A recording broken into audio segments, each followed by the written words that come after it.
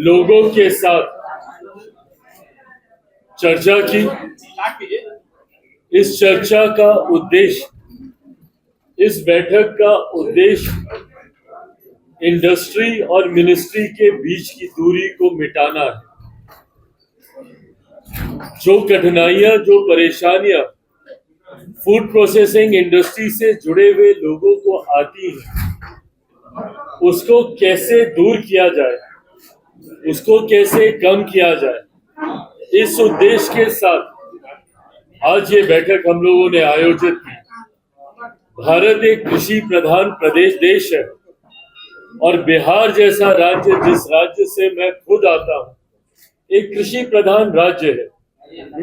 ऐसे में food processing का एक बड़ा महत्व है।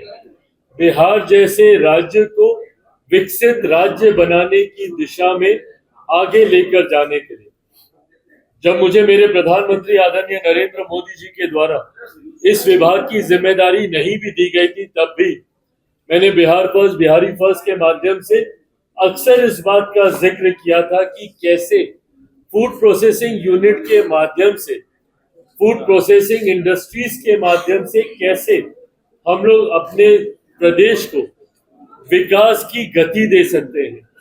अगर हमारे राज्य में अलग अलग जगह पे प्रोसेसिंग यूनिट्स खुलते हैं तो न सिर्फ हमारे किसानों को इससे आर्थिक लाभ होगा, बल्कि हमारे राज्य का राजस्व भी बढ़ेगा और हमारे प्रदेश के युवाओं को रोजगार के अवसर भी मिलेंगे। और जब मैं प्रोसेसिंग यूनिट्स का जिक्र कर रहा हूं तो मैं बड़े उद्योगों का ही जिक्र नहीं कर रहा हूं, मैं उन छोटे उद्यमियों का भी जिक्र कर रहा हूं जिन्होंने छोटे स्तर पर ही सही पर एक अपनी पहचान बनाकर जॉब सीकर से जॉब गिवर्स की भूमिका में वो लोग आए हैं। भले वो स्मॉल एसएचजीज हो या माइक्रो एंटरप्राइजेस हो, और बड़े उद्योग तो हैं ही इसमें जिन्होंने अपना योगदान देने का काम किया।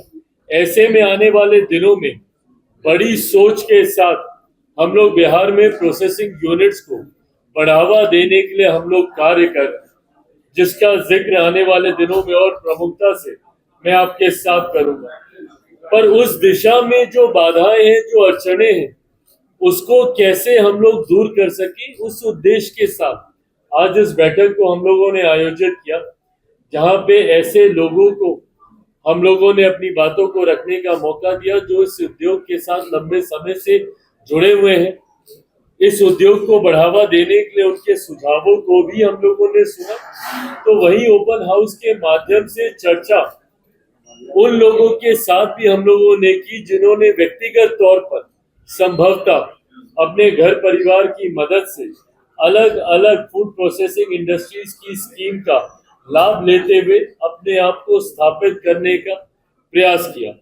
आज इस बैठक के माध्यम से हम लोगों ने वर्ल्ड फूड इंडिया, जो मेरे मंत्रालय से जुड़ी हुई एक ऐसा इनिशिएटिव है जो न सिर्फ राष्ट्रीय स्तर पर बल्कि अंतर्राष्ट्रीय स्तर पर भी फूड प्रोसेसिंग इंडस्ट्री से जुड़े हुए लोगों को एक प्लेटफॉर्म पे लाने का प्रयास करता है। एक अम्ब्रेला के नीचे, एक छत के नीचे ये तमाम लोग कैसे एक साथ आकर एक दूसरे के साथ इंटरैक्ट कर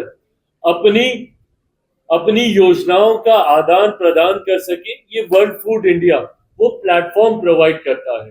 पिछले साल भी 2017 से हम लोगों ने वर्ल्ड फूड इंडिया की शुरुआत की, पर बीच के कुछ साल पेंडेमिक की वजह से, कोविड की वजह से हम लोग इसको निरंतरता में चला नहीं पाए, पर पिछले साल से पुनः हम लोगों ने इसकी शुरुआत की है और इस उद्देश्य के साथ कि हर साल इस इनिशिएटिव को भारत में किया जाए ताकि विदेशों से भी जो लोग आए न सिर्फ वो अपनी टेक्नोलॉजी का प्रदर्शन भारत में कर सके, बल्कि भारत के जो यंग स्टार्टअप्स हैं या जो ऐसी टेक्नोलॉजीज हैं उसको भी एक इंटरनेशनल मार्केट मिले अपनी चीजों को प्रदर्शित करने को लेकर।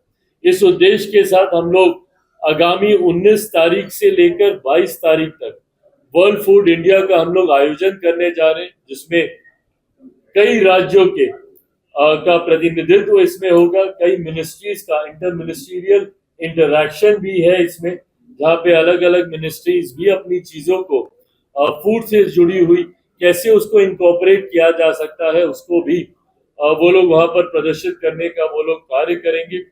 कई देशों के प्रतिनिधि मंडल भी इसमें एक अहम भूमिका निभाने का काम करेंगे। तो एक ऐसा प्लेटफॉर्म जहाँ पे गांव के एक युवा का स्टार्टअप हो या इंटरनेशनल टेक्नोलॉजी हो, ये तमाम चीजें जब एक प्लेटफॉर्म पे आएंगी तो इससे बिजनेस को भी बढ़ावा मिलेगा। B2B हो या B2G हो या G2G हो, कई MOUs पिछली बार भी हम लोगों ने देखे जो न सिर्फ साइन हुए बल्कि धरातल पर भी वो उतरे, और कई नए एवेन्यूज इसके माध्यम से हम लोग खोलने का अवसर हम लोग को मिलेगा। तो आज इन तमाम बातों को लेकर आज ये बैठक थी, और मैं उम्मीद करता हूं कि इसमें जितने साथियों ने इसमें शिरकत किया वो आने वाले दिनों में वर्ल्ड फूड इंडिया में भी वो लोग आएंगे।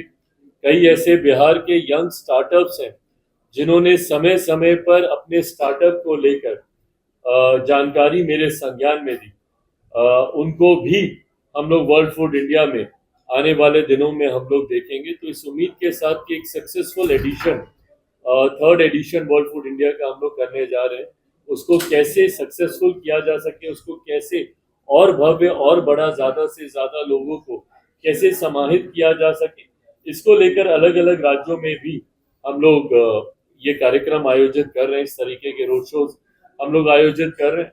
महाराष्ट्र में भी हम लोगों ने किया। बिहार मेरे लिए विशेष मायने रखता है क्योंकि इसी राज्य से मैं आता हूं। तो आज हम लोगों ने बिहार में भी इस कार्यक्रम को आयोजित किया। अब इसके अलावा आप लोग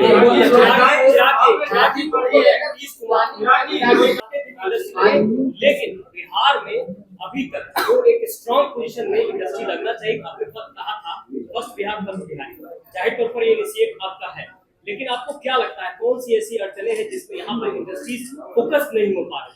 देखिए, इसी को लेकर आज हम लोगों ने चर्चा की है कि कहाँ पे दिक्कतें आ रही हैं, ताकि केंद्र सरकार और राज्य सरकार मिलकर हम लोग उन बाधाओं को दूर कर सकें। ऐसे में एक सबसे ज्यादा कॉमन जो दिक्कत हम लोग को अक्सर देखने को मिलती है वो है चेंज इन लैंड यूज को लेकर होती है। कई राज्यों में रिफॉर्म्स ऐसे होते हैं, लैंड लॉज ऐसे होते हैं कि आसानी से जमीन नहीं मिल पाती है। कई राज्यों में एनओसीज मिलने को लेकर भी, क्लियरेंसेस मिलने को लेकर भी दिक्कतें आती हैं। इन तमाम बाधाओं को कैसे दूर किया जा सके, उसी उद्देश्य के साथ हम लोग इन बैठकों को आयोजित कर रहे हैं। इससे जो भी फीडबैक मिलेगा, भारत का संघीय ढांचा है और हम लोग केंद्र सरकार राज्य सरकार मिलकर ही, बल्कि हम लोग की कुछ ऐसी स्कीम्स है जिसमें केंद्र सरकार और राज्य सरकार दोनों का अपना योगदान है, PMFME के माध्यम से दोनों का अपना कंट्रीब्यूशन है।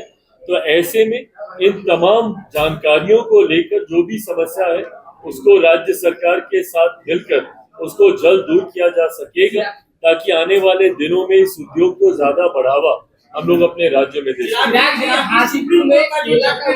भाई मैं पॉलिटिकल सवाल पे मैं आता हूँ। एक बार हम लोग इस विभाग से जुड़े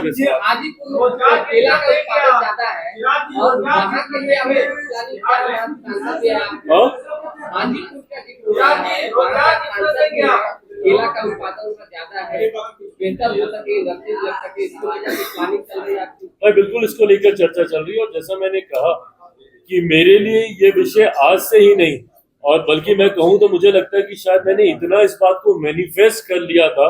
मैंने हमेशा चुनाव प्रचार के दौरान भी आप लोगों ने सुना होगा, और मैंने बिहारी फर्स्ट के माध्यम से लगातार फूड प्रोसेसिंग का ही मैंने जिक्र किया। तो मुझे लगता है कि मैंने इतना मैनिफेस्ट कर लिया कि अंतोगत्वा मेरे प्रधानमंत्री जी के द्वारा मुझे इसी विभाग की जिम्मेदारी दी गई, जिसका आपने जिक्र किया। अलग अलग क्षेत्र में अलग अलग उत्पादनों को मद्देनजर रखते हुए कैसे प्रोसेसिंग इंडस्ट्रीज वहां पे लाई जा सके, जो एग्जिस्टिंग है उसको कैसे और बढ़ावा दिया जा सके, इसी दिशा में हम लोग कार्य कर रहे हैं।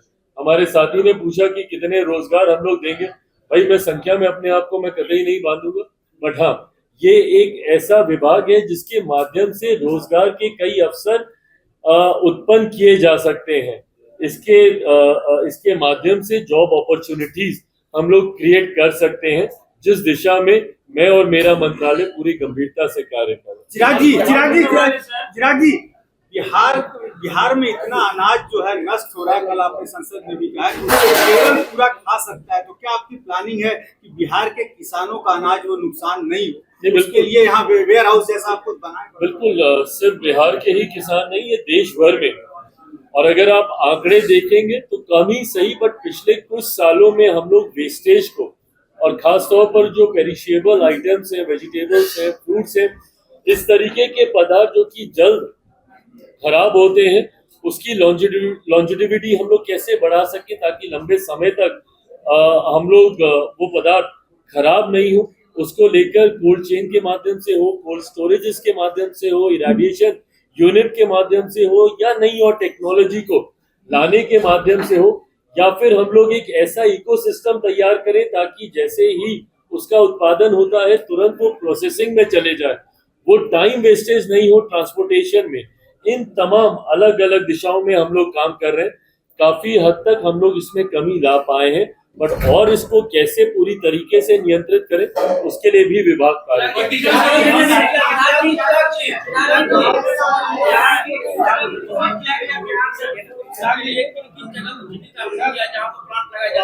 भाई, इसको लेकर अभी एक फाइनल चर्चा भी चली रही है। कई ऐसे प्रस्ताव हैं जो हम लोग के समझ आए हैं, मुझे लगता है एक बार उसको फाइनल कर दिया जाए तो जानकारी साझा की जाए। एक एक करके पूछेंगे, एक बार ये विभाग वाला हो जाए, विभाग वाले सवाल अगर हो गए हो गए, सुप्रीम कोर्ट का जो अब आइए उसमें आर्टिकल है कि सबसे ज्यादा पाकिस्तान समाज को एडवांटेज हुआ है, तो ऐसे में बैक बेंचर और लैंडमार्क का बताया जा रहा है, कहा जा रहा है कि जो शेड्यूल कास्ट जो महादलित है उसको इससे फायदा होगा। भाई, सबसे पहले तो ये न्यायालय की तरफ से आया हुआ ये आदेश है। मैं कोई भी बात ऐसी नहीं कहूंगा जो कि कंटेम्प्ट ऑफ कोर्ट हो, बट हाँ, इस बात पर हम लोग की आपत्ति जरूर है, और लोक जनशक्ति पार्टी रामविलास कोर्ट में हम लोग एक पुनर्विचार याचिका भी हम लोग दाखिल करने जा रहे हैं। जिस तरीके से रिजर्वेशन विद इन रिजर्वेशन के प्रावधानों को सुप्रीम कोर्ट के द्वारा दिए जाने की संभावनाएं खोली गई हैं। पहली बात तो जब अनुसूचित जाति की बात आती है, इस बात को मैं स्पष्ट कर दूं कि अनुसूचित जाति में ऐसी जातियां हैं, ऐसी कास्ट को शेड्यूल किया गया है संविधान में जिनका आधार अनटचेबिलिटी रहा है। शेड्यूल कास्ट का आधार कतई और कभी भी शैक्षणिक व्यवस्था नहीं रही, उनका आधार कभी भी आर्थिक नहीं रहा, इसका आधार हमेशा से अनटचेबिलिटी ही रहा है। इसमें हमारे संविधान में ऐसी जातियों को शेड्यूल कास्ट के तहत शेड्यूल किया गया है जो कहीं ना कहीं कभी ना कभी छुआछूत का शिकार रही है। तो ऐसे में रिजर्वेशन विद इन रिजर्वेशन का कंसेप्ट शेड्यूल कास्ट में आ ही नहीं सकता। क्रीमी लेयर का प्रावधान शेड्यूल कास्ट में कभी आ ही नहीं सकता है, क्योंकि इसका आधार ही अनटचेबिलिटी रहा है। सुप्रीम कोर्ट के ऑब्जर्वेशंस को मैंने पढ़ा है और उसमें कहीं पर भी अनटचेबिलिटी का जिक्र नहीं किया गया है। भाई, आज की तारीख में भी ये उदाहरण हम लोग को देखने को मिलते हैं कि एक दलित समाज से आने वाले युवा को ही घोड़ी पर चढ़ने से रोका जाता है। एक दलित समाज से आने वाले परिवार को मंदिर में प्रवेश करने से रोका जाता है। कई ऐसे उदाहरण हम लोग के सामने हैं जहां पर संपन्न लोग भी, जो कहीं ना कहीं समाज में एक अच्छी पहचान बना चुके हैं, वो लोग भी जो दलित समाज से आते हैं, जब मंदिर में जाते हैं तो मंदिर धुलवाया जाता है।